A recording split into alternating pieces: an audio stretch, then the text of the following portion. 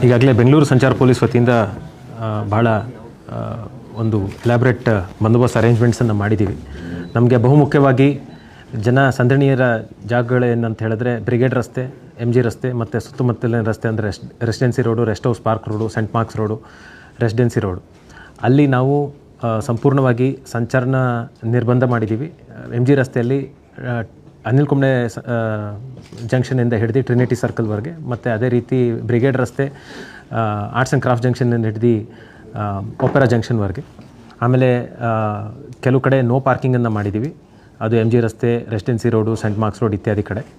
ಅದೇ ರೀತಿ 100 feet road Indiranagar, ಅಲ್ಲಿ ಕೂಡ ನಾವು 12th ಮೇನು ಮತ್ತು 100 ಫೀಟ್ ರೋಡಲ್ಲಿ ನಾವು ಕೆಲವು ಪಾರ್ಕಿಂಗ್ ರೆಸ್ಟ್ರಿಕ್ಷನ್ಸನ್ನು ಮಾಡಿದ್ದೀವಿ. ಮಹದೇವಪುರ ಫಿನಿಕ್ಸ್ ಸಿಟಿ ಮಾಲ್ ಏನಿದೆ ಅಲ್ಲಿ ನಾವು ಪಾರ್ಕಿಂಗ್ ರೆಸ್ಟ್ರಿಕ್ಷನ್ಸ್ ಮಾಡಿದ್ದೀವಿ. ಕೋರಮಂಗಲದಲ್ಲಿ ನಮ್ಮ ಯುಕೋ ಬ್ಯಾಂಕ್ ಜಂಕ್ಷನ್ ಏನು ನೆಕ್ಸಸ್ ಮಾಲ್ ಇದೆ ಅಲ್ಲಿಂದ ಹಿಡಿದು ಕೋರಮಂಗಲ ಮೇನ್ ರೋಡಲ್ಲಿ ಸಂಚಾರ ನಿರ್ಬಂಧ ಇರುತ್ತೆ.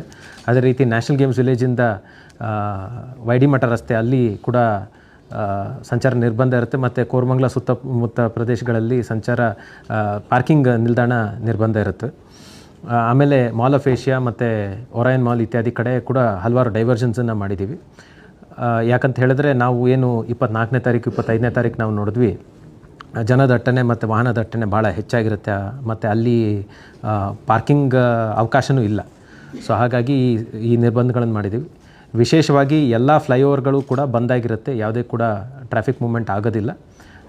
ನಮ್ಮ ಅಂತಾರಾಷ್ಟ್ರೀಯ ವಿಮಾನ ನಿಲ್ದಾಣಕ್ಕೆ ಹೋಗೋಂಥ ಎಲಿವೇಟೆಡ್ ಎಕ್ಸ್ಪ್ರೆಸ್ ವೇ ಹೊರತುಪಡಿಸಿ ಅದರಲ್ಲೂ ಕೂಡ 2 ವೀಲರು ನಾವು ನಿರ್ಬಂಧ ಮಾಡಿರ್ತೀವಿ, ರಾತ್ರಿ 10 ಗಂಟೆಯಿಂದ ಬೆಳಗ್ಗೆ 6 ಗಂಟೆ ತನಕ.